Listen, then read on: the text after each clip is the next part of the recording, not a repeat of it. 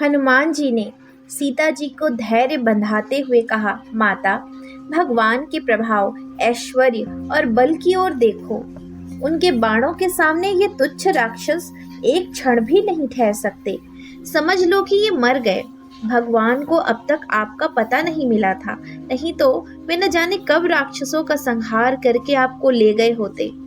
हम सब वानर भालू उनके साथ आएंगे और निशाचरों को पछाड़ पछाड़ कर मारेंगे और आपको लेकर आनंद मनाते हुए अयोध्या चलेंगे। माता, आप क्या प्रभु का प्रभाव भूल गई हैं?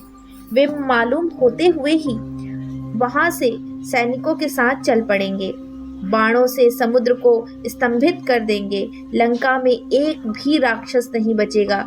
यदि देवता, दानव और स्वयं मृत्यु भी भगवान राम के मार्ग में विघ्न डालने आएंगे तो वे उन्हें नष्ट कर देंगे। माता, मैं शपथ पूर्वक कहता हूँ, तुम्हारे वियोग से राम जितने व्यथित हैं उसका वर्णन नहीं किया जा सकता। वे एक क्षण का भी विलंब नहीं करेंगे। आप उन्हें शीघ्र ही सकुशल देखेंगी।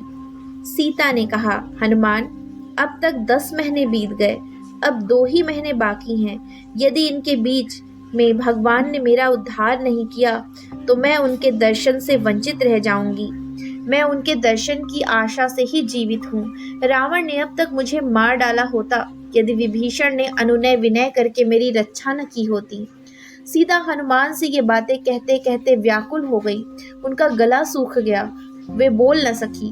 तो हनुमान ने कहा, माता, मैंने कहा ना कि भगवान मेरी बात सुनते ही चल पड़ेंगे, परंतु उनके आने की क्या आवश्यकता है? मैं आज ही आपको इस दुख से मुक्त करता हूँ।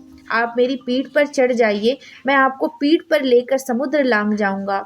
जैसे अग्नि हवन किए हुए भविष्य को तत्काल इंद्र के पास पहुंचा देता है, वैसे ही मैं आपको तत्काल प्रवर्षण गिरी पर विराजमान भगवान राम के पास पहुंचाए देता हूँ।